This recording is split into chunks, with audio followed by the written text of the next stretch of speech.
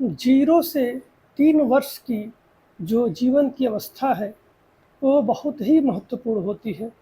उस समय बालक का मस्तिष्क का विकास बहुत तेज़ी से हो रहा होता है और ज्ञानेंद्रियों की ग्रहणशीलता, मस्तिष्क की ग्रहणशीलता अत्यंत उच्च स्तर की होती है। इसी अवस्था को हम पूर्व प्राथमिक शिक्षा की अवस्था कहते हैं, जो 3 वर्ष से 6 वर्ष तक की उम्र तक चलती है, यानी प्राथमिक शिक्षा से पहले की शिक्षा। हम जानते हैं इस समय बालक के मस्तिष्क का लगभग 80% विकास हो जाता है। तो इस उम्र में पूरे जीवन की, भावी जीवन की नींव पड़ती है, व्यक्तित्व के विकास की नींव पड़ती है, बालक को भविष्य में कैसा बनना है, ये सारा चीज़ें इसी समय तय हो जाती है। इसलिए इस शिक्षा के जो उद्देश्य हैं, उसे एक शिक्षक को, एक गार्जियन को, एक पेरेंट को, समाज के सभी व्यक्ति को जानना जरूरी है, ताकि जो हमारा उद्देश्य है कि भविष्य में अच्छे नागरिकों का निर्माण करना, उसकी पूर्ति यहीं से हो सकती है जब हम बालक का ध्यान पूर्व प्राथमिक शिक्षा के समय से ही देना शुरू करेंगे। ये औपचारिक शिक्षा की शुरुआत है, बालक के यह विद्यालयी शिक्षा की शुरुआत है। तो यहाँ हमें विशेष ध्यान देना है। और ऐसे में पूर्व प्राथमिक शिक्षा के क्या लक्ष्य हैं, क्या उद्देश्य हमारे हैं, प्री प्राइमरी एजुकेशन के एम्स एंड ऑब्जेक्टिव्स क्या है, ये जानना हमारे लिए अत्यंत महत्वपूर्ण हो जाता है। पूर्व प्राथमिक शिक्षा के समय बालकों का मस्तिष्क अत्यंत तेजी से विकसित हो रहा होता है तथा इस समय अत्यधिक ग्रहणशील या ग्रहणीय होता है। ऐसे में जब बालक का मस्तिष्क अत्यंत तीव्र गति से विकसित हो रहा हो, तो हमें उनके शिक्षण अधिगम का विशेष ध्यान रखना चाहिए। इस समय यानी पूर्व प्राथमिक शिक्षा का लक्ष्य एवं उद्देश्य निम्नलिखित है। बच्चों में अच्छी आदतों का विकास करना, जैसे अच्छे वस्त्र पहनना, साफ सुथरे वस्त्र पहनना, शौच के बाद, खाना खाने से पहले और खाना खाने के बाद हाथ धोना, सुबह उठ करके ब्रश या दातून करना। बच्चों की जो छोटी छोटी हैबिट्स हैं, हम उनको विकसित करें। Early to bed and early to rise कहा गया है, तो हम इन सारे चीज़ों को हम ध्यान में रखें। बच्चों के ज्ञानेंद्रियों को प्रशिक्षित करना, जैसे जब ज्ञानेंद्रियां हमारी विकसित होने लगती हैं, तो सारी ज्ञानेंद्रियां आपस में तालमेल बैठाना शुरू कर देती हैं, एक समन्वय और संतुलन स्थापित करना शुरू कर देती हैं। तो हमारे आँख का जिह्वा के साथ, मस्तिष्क के साथ, हमारे आई टू हैंड के साथ, आई टू फीट के साथ, ये सारे कोऑर्डिनेशन में चलने लगते हैं और ये हमारे जीवन को संतुलित और स्थिर बनाते हैं। इससे हमारे हाथ पैर जितने साइकोमोटर ऑर्गन हैं, उनसे हम काम करने का ढंग सीखते हैं। इसी समय बच्चों में भाषाई कौशलों के विकास की गति बड़ी तीव्र होती है। मनुष्य की प्रजाति में भाषा सीखने की एक अद्भुत क्षमता है और ये बहुत बड़ी क्षमता है जो हमें मनुष्य बनाती है। तो हम भाषाई कौशलों का विकास करने का प्रयास करें इसी समय, जैसे समझ के साथ ध्यानपूर्वक सुनना, बोलना, पढ़ना और लिखना। यह क्रिया तब होगी जब हम बच्चे को इंटरेक्शन का अवसर प्रदान करेंगे। जितना ज़्यादा अंतरक्रिया, जितना ज़्यादा उसे लर्निंग प्रोसेस में हम ले जाएंगे, लर्निंग बाय डूइंग के प्रोसेस में ले जाएंगे, वह उतना ही इन चीज़ों को सीखेगा। सही तरीके से अभिव्यक्ति एवं संप्रेषण की क्षमता का विकास करना, यानी हमको कैसे बोलना है और हमें बोलते समय कैसे देखना है और हम किस तरह के शब्दों का चयन करेंगे, उसमें स्त्रीलिंग, पुल्लिंग, दीर्घ स्वर, लघु स्वर, अल्प विराम, विराम इत्यादि के साथ जब हम बोलना शुरू कर देते हैं, तो इसे कहते हैं कि संप्रेषण क्षमता अच्छी है। तो बच्चों में हमें इन क्षमताओं का विकास करना है। फिर बच्चों में सामाजिकता, शिष्टाचार, भाईचारा तथा मित्रता के साथ साझेदारी और सहयोगी भावना एवं क्षमता का विकास करना, यानी बच्चे मिल करके काम कैसे करेंगे, उनमें टीम स्पिरिट कैसे डेवलप होगी, वो एक साथ चीज़ों को करना, दूसरे से सहयोग लेना, दूसरे को सहयोग देना इत्यादि बचपन से ही सीखे।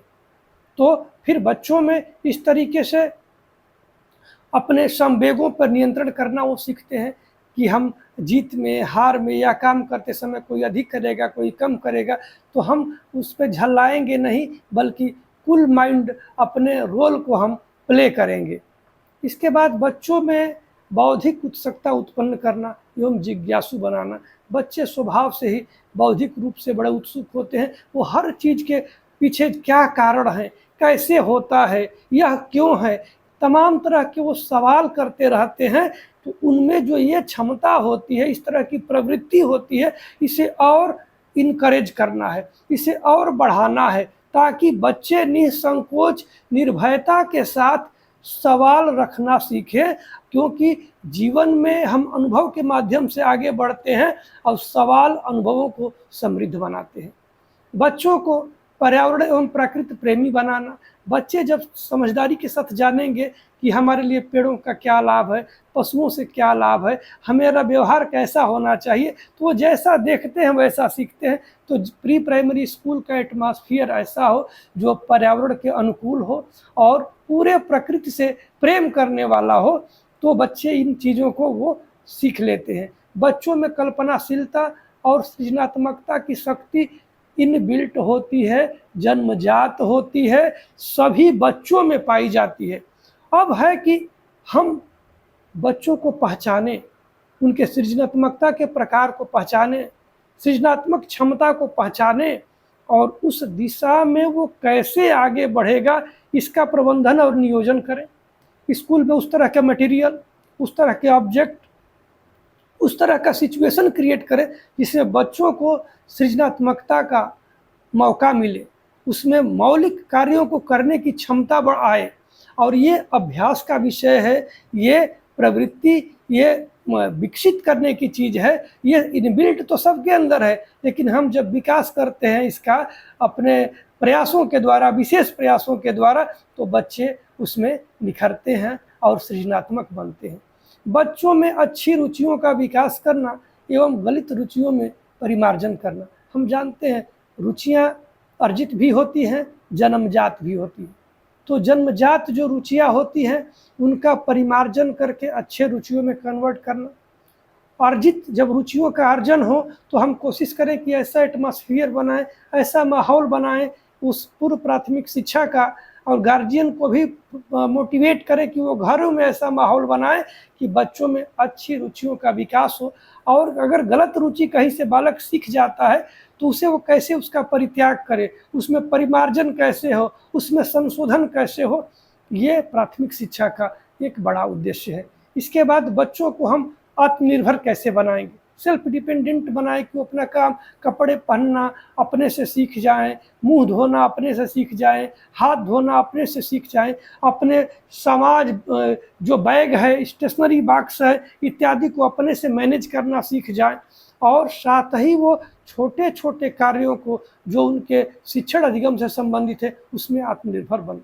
बच्चों को डराने, धमकाने या शारीरिक दंड देने से उनका आत्मविश्वास घटता है और हमें उनको आत्मविश्वासी बनाना है, बी कॉन्फिडेंट करना है, उनमें बिलीफ सिस्टम को डेवलप करना है कि दे कैन डू एवरीथिंग, वो सारे काम को कर सकते हैं। तो ऐसे में हम माहौल बनाएं, उन्हें प्रेरित करें और उन्हें बताएं कि वो कर सकते हैं, उनके अंदर बड़ी क्षमता है, उन्होंने बड़ी अच्छे से सीखा है। जब हम पॉजिटिव रिइंफोर्समेंट प्रोवाइड करते हैं तो बच्चों का विकास और बच्चों में जो लर्निंग की फ्रीक्वेंसी होती है, आवृत्ति होती है, जो सीखने की प्रवृत्ति होती है, वो बढ़ जाती है।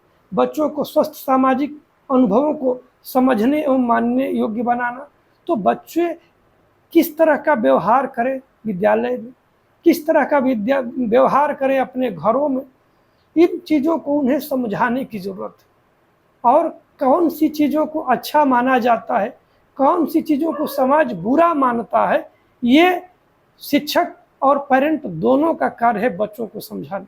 और यहीं पर तो वो सामाजिकता सीखते हैं कि हमें जो रूल्स हैं और रूटीन हैं उनको कैसे अपने जीवन में अपनाना है। और ये बाई प्रैक्टिस चीज़ें आ जाएंगी, केवल हमें जागरूकता के साथ इसका प्रयोग करना है ऐसे अवसर प्रदान करने हैं जिसमें बच्चे जागरूकता के साथ इन चीज़ों को जानना और मानना सीखें। विविध गतिविधियों के माध्यम से हम विविध अंगों में, जैसे भी मैंने बताया आई टू हैंड कोऑर्डिनेशन, तो ऐसे अंगों में हम समन्वय सिखाएं कि जो उनका मनोगतिकी है, जो साइकोमोटर डोमेन के स्किल्स हैं, वो डेवलप हो जाए।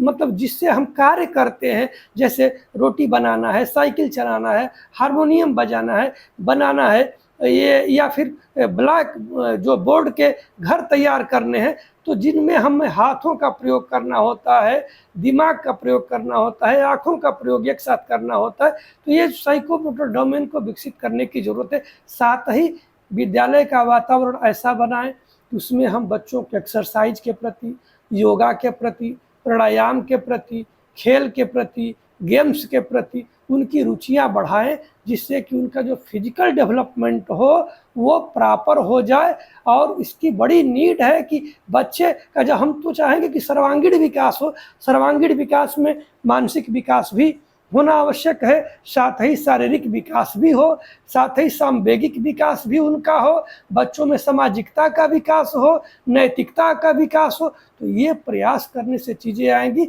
और प्राथमिक शिक्षा का ये मुख्य उद्देश्य है कि इनका विकास होना चाहिए। बच्चों में विविध प्रकार की गतिविधियां जैसे गायन, वादन, अभिनय, वाक अभिव्यक्ति, भाषण तथा खेल के माध्यम से हम सर्वांगीण विकास को सुनिश्चित कर सकते हैं। इसमें विविध प्रकार के अंतर्क्रिया के मौके मिलते हैं। छात्रों को अपने हिसाब से सेल्फ रिलायंट होकर के काम करने को मौका मिलता है और वहाँ फ्रीडम मिलती है कि हम कैसे करें, क्या करें।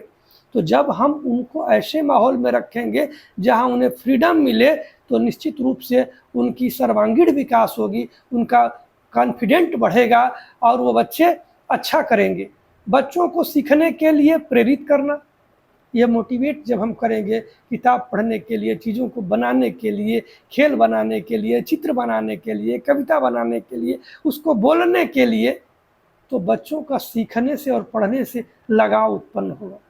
और प्राथमिक शिक्षा की जो पूर्व प्राथमिक शिक्षा का जो उद्देश्य एक ये भी है कि जब वो प्राइमरी स्कूल में जाएं, कक्षा 1 में जब वो जाएं, तो उस शिक्षा के लिए वो तैयार हो जाएं, ये बड़ा उद्देश्य है।